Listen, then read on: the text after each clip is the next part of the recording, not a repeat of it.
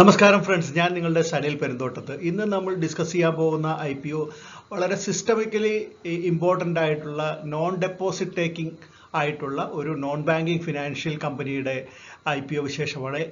SBFC Finance Ltd എന്ന Maharashtra based ആയിട്ടുള്ള കമ്പനിയുടെ വിശേഷമാണ് ഇന്ന് നമ്മൾ ഡിസ്കസ് ചെയ്യുന്നത്.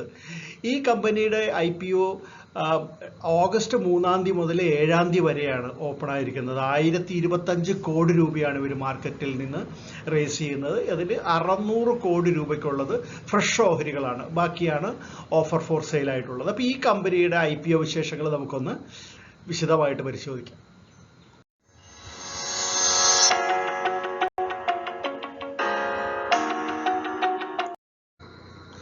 SBFC Finance Ltd എന്ന ഈ കമ്പനി 2008 രൂപം കൊള്ളുന്നത്. അവർ ചെറിയ എൻ്റർപ്രണേഴ്സിനെയാണ് ഫിനാൻഷ്യലി സഹായിക്കുന്നത്. അതുകൂടാതെ സെൽഫ് എംപ്ലോയിഡ് ആയിട്ടുള്ള ആൾക്കാർ, വർക്കിംഗ് ക്ലാസ് ആയിട്ടുള്ള ആൾക്കാർ, ചെറിയ ബിസിനസ്സിൻ്റെ ഓണേഴ്സ് എന്നുള്ള അർത്ഥത്തിൽ വരുന്ന എല്ലാവരെയും, അതായത് പ്രധാനപ്പെട്ട വലിയ ബാങ്കുകളെല്ലാം തഴയുന്ന സാധാരണക്കാരായിട്ടുള്ള ചെറുകിടക്കാരെയാണ് ഈ കമ്പനി ഫിനാൻഷ്യലായിട്ട് സഹായിച്ചുകൊണ്ടിരിക്കുന്നത്.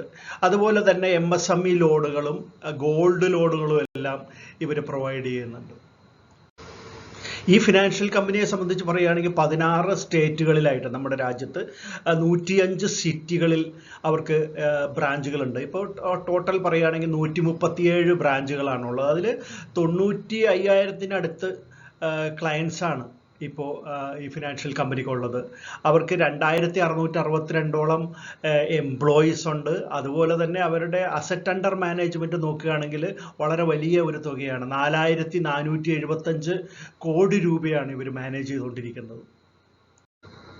നേരത്തെ പറഞ്ഞ പോലെ ചെറിയ എൻ്റർപ്രണേഴ്സിനെയും സാലറീഡ് ക്ലാസ് ആയിട്ടുള്ള വരുന്ന ആൾക്കാരെയും അതുപോലെ തന്നെ സെക്യൂർഡ് MSME ലോണുകളും ഗോൾഡ് ലോണും എല്ലാം കൊടുത്തുകൊണ്ടിരിക്കുന്ന ഈ കമ്പനി ഇപ്പോൾ മാർക്കറ്റിൽ നിന്ന് റേസ് ചെയ്യുന്നതിൽ 600 കോടി രൂപയാണ് ഫ്രഷ് ഓഹരികൾ വഴി വിറ്റഴിക്കുന്ന വഴി അവർക്ക് ലഭിക്കുന്നത്. അതാണ് കമ്പനിയിലേക്ക് കിട്ടുന്നത്. ആ പൈസ അവർ വിനിയോഗിക്കാൻ ഉദ്ദേശിക്കുന്നത് അവരുടെ ക്യാപിറ്റൽ ബേസ് കൂട്ടുന്നതിന് വേണ്ടിയിട്ടാണ്. അവരുടെ ഫ്യൂച്ചറിൽ വരുന്ന എക്സ്പാൻഷനും എല്ലാം നേരിടുന്നതിന് ആവശ്യമായ ഫണ്ടിന് വേണ്ടിയിട്ട്, അവരുടെ മൂലധനം വർദ്ധിപ്പിക്കുന്നതിന് വേണ്ടിയിട്ടാണ് ഉപയോഗിക്കുന്നത് എന്ന് അവരുടെ പ്രോസ്പെക്ടസിൽ എടുത്തു പറയുന്നുണ്ട്. ഇനി കമ്പനിയുടെ പ്രൊമോട്ടേഴ്സ് ആരാണെന്ന് നോക്കുകയാണെങ്കിൽ പ്രധാനമായിട്ടും ചില കോർപ്പറേറ്റ് ഫണ്ടുകളാണ് ഈ കമ്പനിയുടെ പ്രൊമോട്ടേഴ്സായിട്ട് കാണുന്നത്. SBFC ഹോൾഡിംഗ് പ്രൈവറ്റ് ലിമിറ്റഡ്, അതുപോലെ തന്നെ Clearmont financial private limited, Artwood partners investment advisers LLP, Artwood capital private limited, അതുപോലെ 845 സർവീസസ് LLP. ഇവരൊക്കെയാണ് പ്രധാന പ്രൊമോട്ടേഴ്സായിട്ട് കാണുന്നത്. എല്ലാം തന്നെ ഫണ്ടുകളാണ്. 78.83% ഓഹരികളാണ് ഈ പ്രൊമോട്ടേഴ്സിൻ്റെ കൈവശം ഇഷ്യൂവിന് തൊട്ട് മുമ്പുള്ളത്. ഇഷ്യൂ കഴിയുമ്പോൾ അത് 64.03% മാറും. അതായത് ഒരു 14.8% ഇഷ്യൂയിലേക്ക് വരുന്നത്. ഇതിൻ്റെ MDയും CEOയും ഈ ചിത്രത്തിൽ കാണുന്ന അസീം ധ്രുവ് എന്ന ചെറുപ്പക്കാരനാണ്. ഇനി ഫിനാൻഷ്യൽ സൈഡ് നോക്കുകയാണെങ്കിൽ റവന്യൂ 463.17 ആണ് 2021.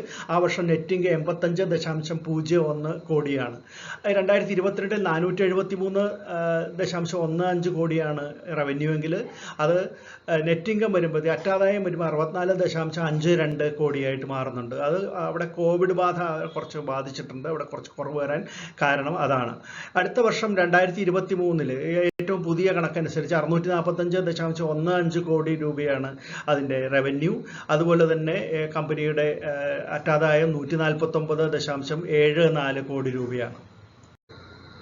ഇനി വാല്യുവേഷൻസ് നോക്കുക. EPS 1.62, PE റേഷ്യോ 33.33, 35.19 എന്ന് കാണുന്നു. റിട്ടേൺ ഓൺ നെറ്റ്വർത്ത് 9.83%, അതിൻ്റെ NAV അല്ലെങ്കിൽ ബുക്ക് വാല്യൂ എന്ന് പറയുന്നത് 19.26 പെർ ഷെയറുമാണ്. KFIN ടെക്നോളജീസ് ആണ് ഇതിൻ്റെ ഇഷ്യൂ രജിസ്ട്രാർ. പിന്നെ ലീഡ് മാനേജേഴ്സ് നോക്കുകയാണെങ്കിൽ ICICI securities, axis capital, Kotak Mahindra capital, ഇതൊക്കെയാണ് ലീഡ് മാനേജേഴ്സ്.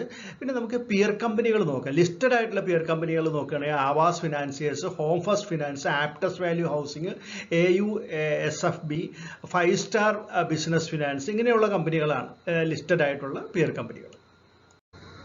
ഇപ്പം മാർക്കറ്റിലേക്ക് വരുന്ന ഈ പുതിയ ഓഹരികൾ ഈ ഇഷ്യൂ കഴിയുമ്പോൾ ഇതിൻ്റെ ഒരു പെയ്ഡ് അപ്പ് ക്യാപിറ്റലിൻ്റെ 16.9% വരും പുതിയ ഓഹരികൾ. അതുപോലെ തന്നെ ഈ കമ്പനിയെക്കുറിച്ച് നമ്മൾ ഈ ഇഷ്യൂയെക്കുറിച്ച് പറയുമ്പോൾ അറിയേണ്ട മറ്റൊരു കാര്യം, ജീവനക്കാർക്ക് അവരുടെ എംപ്ലോയീസിന് വേണ്ടിയിട്ട് 10.25 കോടി രൂപയ്ക്കുള്ള ഓഹരികൾ അവർ റിസർവ് ചെയ്തിട്ടുണ്ട്. അവർക്ക് കൺസെഷണൽ റേറ്റിൽ, അതായത് 2 രൂപ കുറവിലാണ് ഇപ്പോൾ കമ്പനി അവർക്ക് ഷെയർ അനുവദിക്കുന്ന എംപ്ലോയീസിന്. പിന്നെ മറ്റൊരു കാര്യം, ഈ അപ്പർ ബാൻഡ് വെച്ച് നോക്കുകയാണെങ്കിൽ കമ്പനിയുടെ പ്രൈസ് ബാൻഡിലെ അപ്പർ ബാൻഡ് പ്രൈസ് വെച്ച് നോക്കുകയാണെങ്കിൽ ഇതിൻ്റെ മാർക്കറ്റ് ക്യാപ്പ് ഇഷ്യൂ കഴിയുമ്പോൾ 6065.78 കോടി രൂപയ്ക്കുള്ളതായിരിക്കും. പിന്നെ മറ്റൊരു കാര്യം, ഇത് വളരെ അഗ്രസീവ്ലി പ്രൈസ്ഡ് ആണ് ഈ കമ്പനി. മറ്റ് പിയർ കമ്പനികളുമായിട്ട് നോക്കുമ്പോൾ ഇതിൻ്റെ ഇഷ്യൂ എന്നുള്ളതും നമ്മൾ ശ്രദ്ധിക്കേണ്ട ഒരു കാര്യമാണ്.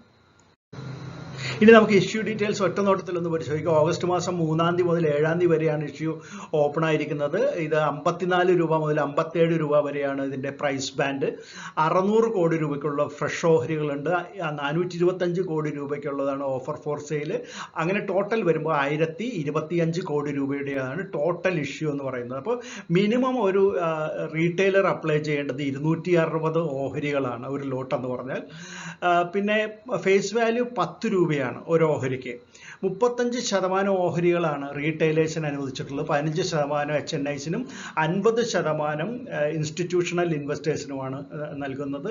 NSEയിലും BSEയിലും ഇത് ലിസ്റ്റ് ചെയ്യുന്നുണ്ട്. ഇനി നമുക്ക് ഈ ഇഷ്യൂവിൻ്റെ പ്രധാന ഡേറ്റുകളിലേക്കൊന്ന് പരിശോധിക്കുകയാണ്. ഇതിൻ്റെ അലോട്ട്മെൻറ്റ് വരുന്നത് 10-ാം തീയതിയാണ് ഓഗസ്റ്റ് മാസത്തിൽ എന്നാണ് പറഞ്ഞിരിക്കുന്നത്.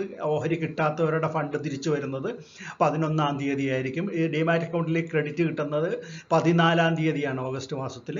പിന്നെ ഇത് ലിസ്റ്റ് ചെയ്യുന്നത് നമ്മുടെ സ്വാതന്ത്ര്യ ദിനത്തിൻ്റെ തൊട്ടടുത്ത ദിവസം 16-ാം തീയതി ആയിരിക്കും.